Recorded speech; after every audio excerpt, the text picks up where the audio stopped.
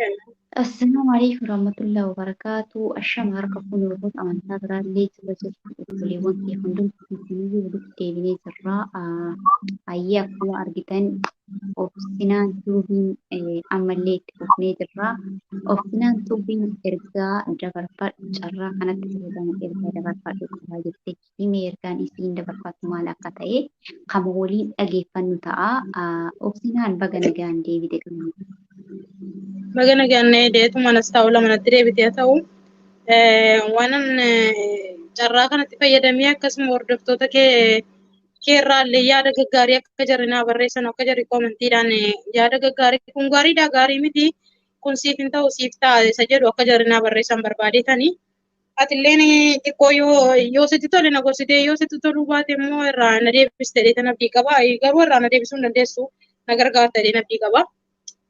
Wanni jechuu barbaades xiqqoo maybe eenyutu natti eenyu ta'uu danda'a. Akkuma ammani mata duree irratti sii kaasee ka'ee jireenyi biyya ormaa kun baay'ee waan natti ulfaatee jiruu fi yeroo dheeraallee keessa ture maazarii koollee nan yaada obboleettii tokkittiin qaba isiillee nan yaada natti hin tolu bakka yeroo baay'ee bakka natti dhaga'ama jechuudha. Osoo natti tole naa wajjin hin galee jiraadhe des na jedha waan ta'eef kana gochuudhaaf immoo waan gahaa tokko qabaachuun qaba. Waan ani ittiin jiraadhu jireenya Itoophiyaa akkuma yeroo yerootti guyyaatti yeroo meeqa akkuma dhagaa jiru sana jireenyi qaala'ee malee namni iyyuu akka namni hin galleeyyuu ituma inni qaala'ee silaa xiqqoo hobsa namaa kennisaa namni keenya immoo hobsayyuu namaaf hin kennisiisu jireenyi biyya akkasii ulfaataadha akka tasii achitti hin deemne si godha jechuudha. Kanaafuu innaan carraa kanatti fayyadamee waa wayiin natti dhufe yaada wayiin argadhe beekte yaada kanarratti akka ati na gargaartu abdiin qaba maal seete beektaa ulfaatullee ta'uu baatullee maaliin yaade beektaa kalee koo tokko gurgurachuu yaade.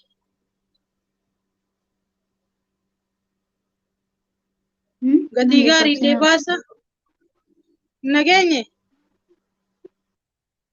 Meerra naa deebi. Akkamtiin irra sii dhibee kalee tokko gurgurachuun barbaade kaleen koollee qulqulluudhaan hormaaniidha beekte akka namaallee uffatallee tokkos beekte. Kanaaf kalee tokkoon immoo namni hedduun namaa kalee tokkoon hin jiraata waan ta'eef anillee carraa kanatti fayyadamee kalee tokko gurguradhee mana Addis Ababaa keessa jira. Addis Ababaa yaanii Finfinnee jiraachuu waan hin fedhuuf appaartaamaa tokko qabadhee jiraachuun fedha waan ta'eef kalee tokko gurgurachuun barbaade.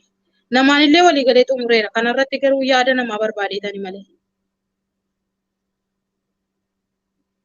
Siingaluu kaleen silaa afaan biraati moo maaliin jedhaa? Kulaalitii as keessaa. Nin beeka obsinaan faallaa ati umrii kanaan namni umrii kanaan maaliif yaada kana yaada? Ani akka nama hojiitti dhufu. Jiraachuuf egaa inni jiraadhu qajeelumaan jiraachuu barbaadeetanii birrii danuusa waa wayiitti naan jedhee na gammate beekte namichichi. Namichi ittiin haasa'e illee bilbila isaallee fudhee waliin illee haasa'e xumureetanii jira beekte. Garuu immoo akka namni kun beeku booda yoo xiqqoo fayyee rakkinni fayyinarra ga'e akka namni naa beekuudhaafanii wanni inni asirratti dubbachuu barbaade.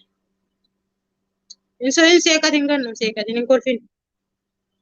Wallaahi ani kolfuudhaaf miti bara kolfuu jechuun hin rifadhe dhugaa rabbii jechuun afnaan ibsuudha yeroo baay'ee afaan na dhufti. Obsinaan qaaliitii dhugaa rabbii yaada kanarratti hin deeggaru osoo yaadni asii deeggaru osoo waan akkanaatti na ulfaate waan qabdanii na bira dhaabbadha jettee sanii sirraa fudhadha malee kan ayyaadatti si deeggaru dhugaa rabbii umrii kanaan kalee gurguradha marrabbii irratti ganama. Gannichoo dhagee gannichoo fuuldura namaa dhaabbatanii kadhachuun ulfaataadha bar waan qaban gurguratanii jiraachuu wayya malee. An kana isin gorsu dhugaa rabbii kanarratti kan dhiifamu. Fudhachuu dhiifuu si gaafata akka illee hordoftoonni keellee akka gaafii yaada naa barreessan barbaada ati na dhiiftullee kalee tokko gurguradhee birrii miiliyoona tokkoo fi waan akkas tuqaa minaamni wayi tuqaa 8 minaamni walii jallee jira beektee bicuudha. Obsinaan baallamaan jiraatu firaankiina godhatamu. Xumureen jira baran namicha wajjin xumureen jira garuu mootuu wanni kun laazima miidiyaarra naa ga'uu dida. Miidiyaarra naa ga'uu isaanitti tola. Dhaga'e ganna. Ani jireenya kana ofirraa jijjiiruun fedhaan. Kana keessa taa'uu hin fedhu. Biyya namaa keessa taa'uu illee hin fedhu. Kaleen koo illee noormaanii waan ta'eef kalee tokko gurguradhe nama danuutu kalee tokko hin jiraate lapheen abaatti nan du'a seete mo'ati. Hin du'u bar. No wayis maaliif naa yaaddaate meme waan naa yaaddaateef natti himi. Wallaabsinaan ani dhugaa rabbi waan na qabdu na bira dhaabbadhoo jette akka obboleettii takkaatitti waan na qaburraa muree waan na qaburraa qixxeegga muree si biraan dhaabbadha malee kanarratti yaada asii kennu hin jiru akka gorsaati wanni asii gorsu yoo jiraate akka obboleettii islaamaa takkatti rabbiin rizqii ta'e akka itti si jiraachisu haala keessatti si jiraachisu haala itti si ajjeesu bakka itti si ajjeesu ganama siif katabee jira waan ta'eef yooni kalee tana baastee mana kana bitattee jidduu tanatti amriin rabbi yoo sitti dhuftee jette mana kana osoo ati hin qaqqabini maaltu sitti dhaga'ama? Maaltu natti dhaga'ama gaa sila yuduu akkamitti natti dhaga'ama akkuma silaatii bar dubbiin. Eessa jiraadheen natti dhaga'ama gaa deeme kaa. Yaani jechuun dafee yoo ilmoo tokko argadde ilmoon koo moo appaartaamaa sana keessa teessee bashannantee naa jiraatti. Dafee achumaan yaani amma fakkeenyaaf birrii kana fudhadhee dhaqee mana ittiin bitadhe kalas ilmoo tokko yoon argadde ilmoo itti guddifadhee kalas yoon du'e illee ilmoo sanaaf waan tokko lafa kaa'ee deemuun qabare. Biraankiin godhatta moo obsinaan baala akkuma jireenya Biraankiin maali? An biraankiin jaalladhu baay'ee. Jireenya natti ulfaattee gannuchee maal seete beektaa bakka jireenya hedduu natti ulfaateera beekte. obsinaan baala yooni firaankiina godhaa jiraatte hin beeku garuu yoo sirees dhugaa taate wanti kun firaankii natti fakkaateera firaankii akkas hin baane garuu beeki. Ana gannu dhagaye jireenya gadadoo keessan dabarfadhee dhufee as ga'e dhaggeeffadhu. Ammallee gadadoo sun irraan dhaabbanne amma daadira siin immoo gadadoo narra jira kala. Amma jireenya kana ofirraa jijjiiruun barbaada beekte. Mee maala fakkeenyaaf akka obboleettii tokkotti si gargaara si biran dhaabbadda naan jette kenni namaan dhumaa bargannichoo. Maal qabeenyaadha kalee gurgurtee mana ati fiddu sun hin dhumuu sitti hin dhumu eenyu siin jedhe. Biyaansi mana tokko naan amma garee ijaartee amma birriin mana wayii xayyib biyaansi manuma bicuu wayii akkan ijaaradhu nagoota. Wallahi waan hin qaburraa si qarqara obsinaan garuu piraankii akkan ta'an wallahi billahi akka obboleettii takkaatitti si qarqara. Nan aarsini gaagannu yoo dhugumatti. Sin aarsu wallahi sin aarsu. Kadhachuun jaalladhu.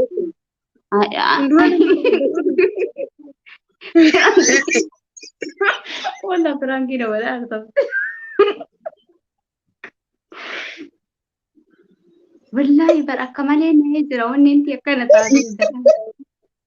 Hin bohaartamu kun taata.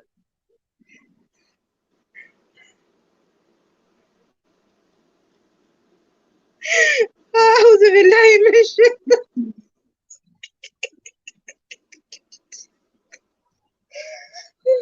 إذا كان أقول بهم بيكونوا فرانك هاتي الدا.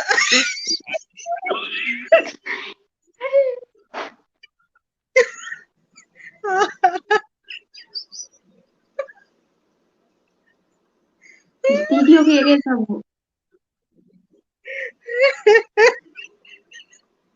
Ayyoo karaana dhukkuba firaanki taateetta gannu baay'ee chakke dhiifa kitaana dhukkuba wal Garuu beekachuu wallahi obsinaan beekachuu oolle beekadhee bargaruuyyuu fakkeessite malee beekadheen jira. Garuu beeka firaankii beekadheen jira. Garuu taateetta si argadheera nama si argachuu dhabeessa. An si argadheetan hin jira waan ta'eef firaanki taateetta garuu mulla hedduu laphee koorraa hedduu naa galata. Nagaa wallahi obboleettii akkasii qabaachuutti itti goona. Obsinaan beekta wallahi beekta an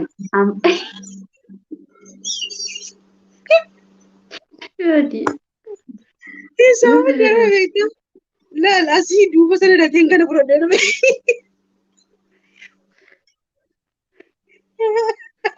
Bo'uudhaa galii bara. Garuu si qabbaneesse dhugaa, si qabbaneesse dhugaa dhiifama guddaa. Dhugaa bar waan dubbadhu na kaafadee bar. A'udhu billaa. Amma kalas biraankiin kun ta'eera mun taane. Na argatteertu waggaa lama irra yaalanii harka ibsuu kaffaltee jirti. Akka kalas. Viidiyoochi akka inni dheeraan akka namni gammadee si ilaaluuf gabaabsi akkadha. Miskiina nama. Wallahi hedduu sitti boone dhugaa rabbi hedduu si jaaladallee si kabaja. Namni ala lama laalamu dhugaa. Beektaa ani amala kee keessaa beektaa gisee tokko akka malee dhibamee ture beektaa. Dhibamee ol ka'uullee dadhabee ol ka'ee mana bitanii deemuu dadhabee beektaa manuma kanatti jechuudha. Hormaatii kanatti biratti baay'een of dadhabee dhukkuba koronaa gisee jalqaba seene sanna qabee jechuudha. Hidha na kute yoo ol ka'u lafti waan dhiiga dibannatti fakkaata. Ol ka'uu hin danda'u. Ol ka'uu jedha halkamarra ol ka'a achi gagguufaa miti. Bakka qoricha kiniinii fudhachuu hin dadhabe. Nyaata hanga harkaan qabee fudhachuu dadhabe jechuudha. Fincaan keenya deemee siintireetii seenee shintireetii na bira jiru seenee fincaan hin dadhabe jechuudha. Garuu kolfuu hin dadhabu.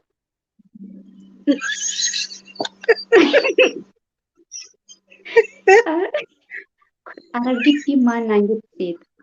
Miski fuulli nuun barna jijjiiramee jira. Basti inni guutuun na jijjiiramee bara. Qaamni kee guutuun na jijjiirame xaraxarame. Maal naan jette aragitti? Ati naan jette. Osuma ati akkanas seeqatu osuma achumaa ilkaan kee addeeffattu keessaa baate namni siin beeku naan jette. Miskiina rabbi dhiyoo tokko wayillee akkas haasofte turte waa'ee kanaa.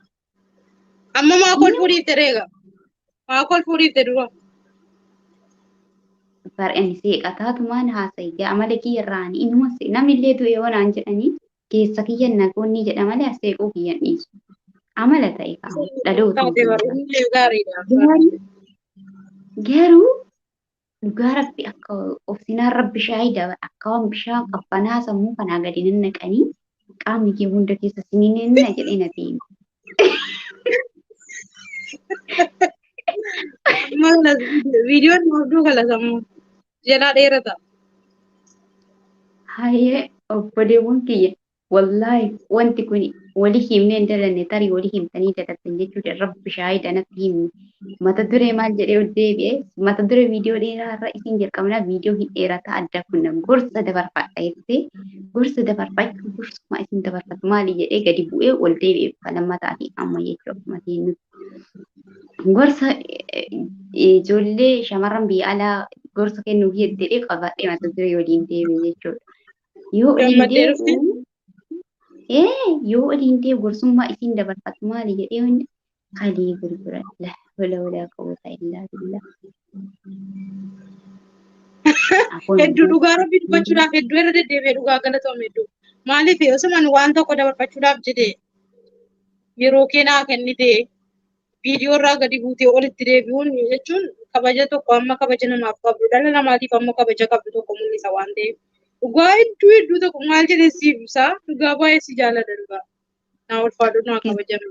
Yaalatarraa salphaadha maal mucattii takka maan nagoota sitti fakkaatee yeroo Suudi Arabiyaa jira makkaa deemne umraa deemne birrii umraadhaa gallee birrii beektaa adasiin namummaa kee baay'ee jaaladha biyyattiin tun dhalattuu jimmaatii beekti baay'ee tokko hin jaaladha baay'ee na jaaladha wanna naan jette dhufte haadha koo bilbila akka nama haasa'uu ta'a dhufte akkanatti haadha koo dhukkuba birrii hin qabu akkam ta'a naan jette birrii 2,000 shaantaa keessaa qaba akkuma harka itti gannaqee ol fuudhe itti achiita ergii jedhee muddama guddinna ka itti hidhadhe sun meeqa akka ta'e hin beeku.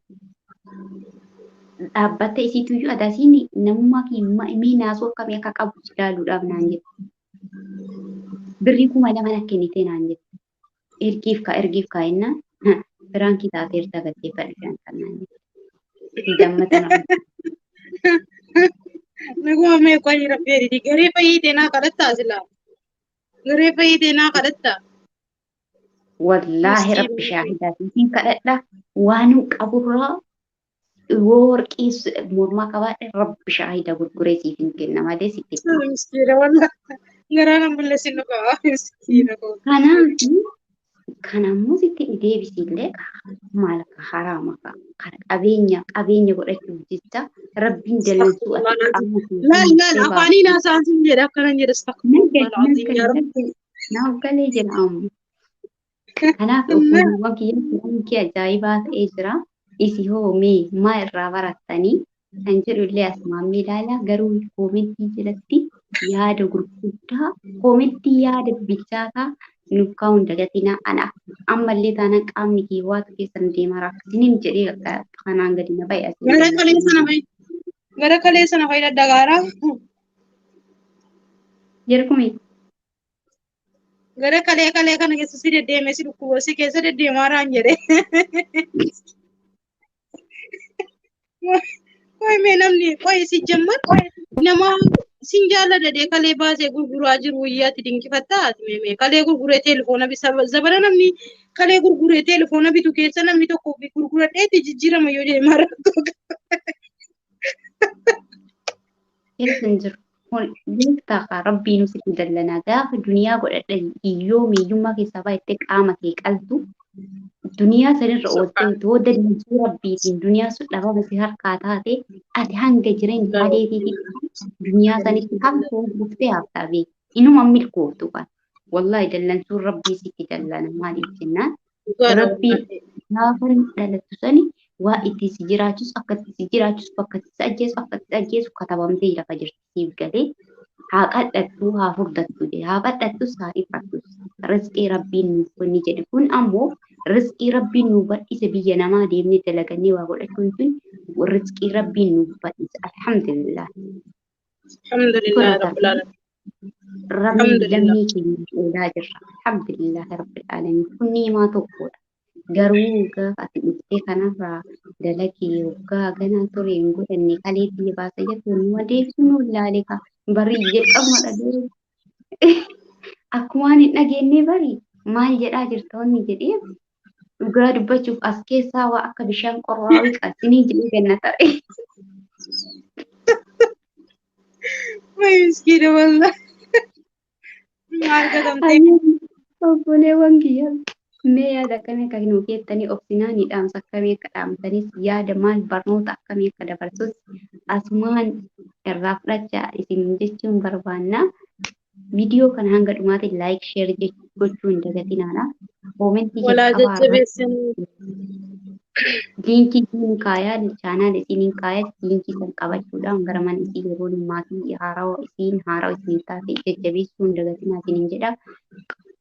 Adde kalee gurgurachuu dhaamsan qabdaniire. Egaa mee yoo isinitti dhaga'ame gaawwanna kanarraa gaafii tokko naa barreessaa. Yoo gurguradhuuti jijjiiramii Finfinnee keessa appaartaamaa bitadhuu keessa jiraadhu naan jettanii naa barreessaa. Warroonni immoo lakkin ta'u si gargaarra guruupii ijaarree mana sitti binna naan jettanillee asumaan nan dagatina. Innaa akkanumaaf gannoo jajjabeessaa gannoo jechuun nama gaarii. Nama amala qabeetti dhugaa nama namummaa namaa ta'u namni nama ta'u qofteedhaan nama kabajuudha. Kanaaf biyya keenyaaf rabbiin nageenya nuuf haa buusu. Bismillaahi rahmaani rahiim alhamdulillaahi rabbil aalamiin. Assalaatu wassalaam alaa rasuulillaahi sallallahu alaihi wasallam. Rabbiin nageenya biyya keenyatti nagaa nuuf haa buusu. Warroota rakkatan dhibamaa kulli isaa rabbiin nuuf araaramu. Warroota beelaan illee rabbiin har'umallaa bismillah har'umallaa riskii babal'aa rabbiin itti banee nu haa gammachiisu. Amma booda uf jedhachuu kana nagee maalan nagaa maalan ta'e biyyi koo maal ta'e uummanni nama akkamiitu maal ta'e jechuurraa rabbiin najaa nu baasee nagaa qulqulluu biyya keenya sana nagaadhumatti buusee rabbiin nu haa gammachiisu. Bakkuma jirtanutti immoo rabbii keessan kadhadhaa biyya keessaniif. Wallaahi hedduu garaan nama badaa yeroo akkasitti daa'imni namni guddii namni kaleessa nyaatee garaadhaan qabne yeroo inni du'u yeroo dhiigni isaa lafarra dhangala'u dhiigni silayyuu keessan jiru beelaadha jechuudha. Beelaa mukuma gogaan kun immoo gizeen lafatti kufee beela'ee kufu immoo hedduu garaa nama nyaata. Nuti as teenyee waan hedduu dubbachuu dandeenya. Garuu haalli keessa namni keessa jiru haala namni keenya keessa jiru baay'ee ulfaataa waan ta'eef afaan tokko kun gandummaadhaan kun immoo ilaalcha garaagaraatiif wal loluu, wal salphisuu, wal arrabsuu irraa gara rabbii deebi'anii yoo rabbii ofii kadhatan rabbi namaaf dhagaa. Dilii keenya kulli nuuf araaramu. Bakka isin jirtanutti immoo rabbiin isin haa eegu. Kanuman jedha Allahumma sallee rabbiin waa milkeessu gannicho. Rabbi sirraa jaalatu ati du'aayii nu goote malee kan rabbii tan nyaanne tan dhune du'aayii si haa gootu. Rabbiin du'aayii kee qeebalee rabbiin biyya teenyaaf furmaata nuuf haa fiduu. Nageenyi biyya teenyaa inshaallah akka rabbiin nuuf fidu hunduutu keessanii akkuma amantaa keessaniitiin akkuma waan itti amantanii akkuma uumaa keessaniitiin du'aayii nuuf gochuu hin dagatinaa isin jenna. Viidiyoon kun viidiyoo ajaa'ibaatii seena qabeessaa dhalootaaf darbee taa'aa jechuudha. Har'a firaan kennaa argattee dhugaa rabbii waggaa lamaaf na cabsuudhaaf yaalaa turanii na yaalan malee cabsanii argachuu dadhabanii karaa gootee fi jirtii amma booda hojjettee haala kanaan na argatan ta'e itti gaafatamummaa obsinaa tuubii ta'uu asuma hin dagatinaatiin jechuun barbaada. Firaankii dheengaddaa dhaabbatan irraa kafalattee jechuudha kinoo. Intala shanan gibee irra dhaqee hojjedhee isi maddeebisee na qabu hojjetee. Kanaafi Baay'een giddee barbaadan sirraa kaffalee. Iftu yoo asumaan dhaggeeffatte na galateeffadhu laasii dalageen jira. Afnaan sirriitti narraa sii kaffaleen jira ishee. Miskiina dhugaa dhugaa nama akkaan jaaladhu bari yeroo ijoollee illee sagalee qabuuf afnaan iftuu jedhaani eessaa nuuf fidde naan jetti ijoollee isiin beenu. Kanaaf obboleewwan kiyyaa isin jaaladhaa isin kabajnaa viidiyoonii isinirra dheeressinee jirra. Inshallah viidiyoo bira qabannee hanga walitti deebi'uutti nagaan nuuf turaa isin jaalannaa isin kabajnaa turtii gaarii.